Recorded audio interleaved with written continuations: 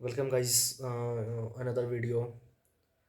अभी हमारा first term का एग्ज़ाम कंप्लीट हो चुका है और जो भी उधर 2 दिन हमारा एग्ज़ाम चला, इसके रिगार्डिंग मैंने वीडियो डाला हुआ था। आप चाहें तो चेकआउट कर सकते हैं। हमारा जो एग्ज़ाम गया वो काफ़ी अच्छा गया है और तबीयत थोड़ी सी ख़राब है, फिर भी मैं सोच रहा हूँ कि वीडियो शूट कर दूँ। तो एग्ज़ाम अच्छा ही गया। क्वेश्चन पेपर जो भी थे वो जो यहाँ पे पढ़ाया जा रहा है, या फिर जो भी हमारा एप्लीकेशन है डीजी कैंपस, जिनके थ्रू यहाँ पे स्टडी मटेरियल मिलता है हमें टैब पे, उसी के रिगार्डिंग सारे क्वेश्चन है। अगर आप उनसे पढ़ते हैं तो डेफिनेटली आप एग्ज़ाम अच्छे कर जाते हैं।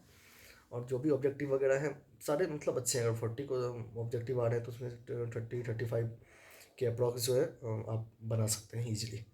माइनस मार्किंग है, फिर भी कोई भी टेंशन की बात नहीं है। जो भी हमारा ये क्वेश्चन है DTQ का, वो आपका सिनेरियो बेस ज़्यादा दिखने के लिए मिला, जैसे सेल्स में या फिर बिजनेस कम्युनिकेशन में। ये एक तरह से अच्छा था हम सभी के लिए, क्योंकि हमें कॉन्सेप्ट क्लियर है तो हमें सिनेरियो बेस क्वेश्चन बनाने में दिक्कत नहीं होता है।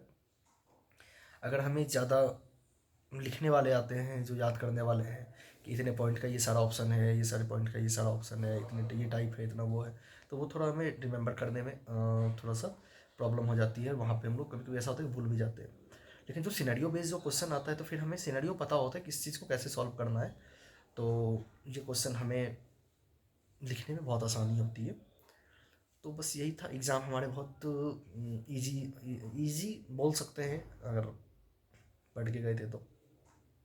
सेकंड ये था कि एग्ज़ाम का जो पैटर्न था, या फिर ये बोल सकते हैं कि एग्ज़ाम जो कंडक्ट हो रहा था उसका जो डिसिप्लिन था वो थोड़ा ज़्यादा टफ था। टफ इसलिए मैं बोल रहा हूँ क्योंकि एक तो बाकी एग्ज़ाम का भाई जाहिर सी बात है, कोई सा भी एग्ज़ाम होगा तब वहाँ पे अपने जो भी फ्रेंड उनसे बात तो कर नहीं सकते हो, अपने चीज़ों को शेयर नहीं कर सकते हो, पेन वगैरह जो भी चीज़ है, ये सभी नॉर्मल चीज़ें हैं। लेकिन यहाँ पे आपको ये चीज़ है कि अगर आपके हाथ पे गलती से भी कुछ लिखा हुआ है, या आपके अपने क्वेश्चन पेपर पे कुछ भी गलती से लिख दिया, तो ये आपके लिए एक प्रॉब्लम बन जाती है। तो इन सब चीज़ों को ध्यान रखना है। अगर एग्ज़ाम होने वाला है फर्स्ट टर्म का, या इन फ्यूचर अगर आप देंगे, तो इन सब चीज़ों को ध्यान रखना है कि आपको कहीं भी हाथ पे या कहीं भी अपन कुछ भी मार्क नहीं करना है पेन से।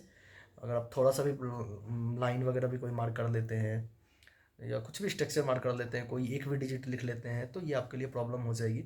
ये देखने के लिए मिला है कि अगर जिनके हाथ वगैरह पे कुछ भी थोड़ा बहुत भी लिखा हुआ नज़र आया, तो उनको यहाँ से मतलब डस्टिकेट कर दिया जाता है, या कभी कभी उन लोगों को वापस भेज के अगले बैच में फिर से बुलाया जाता है, उनका बैच चेंज हो जाता है। तो आपकी टाइमिंग बढ़ जाती है, बहुत सारी प्रॉब्लम आपको फेस करनी पड़ सकती है। वो उनके अनुसार है कि वो क्या डिसीजन लेते हैं। तो इस चीज़ पे थोड़ा सा ध्यान रखना है।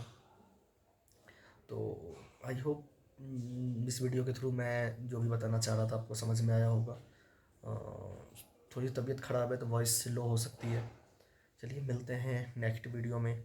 बाय गाइस, फ़िलहाल के लिए।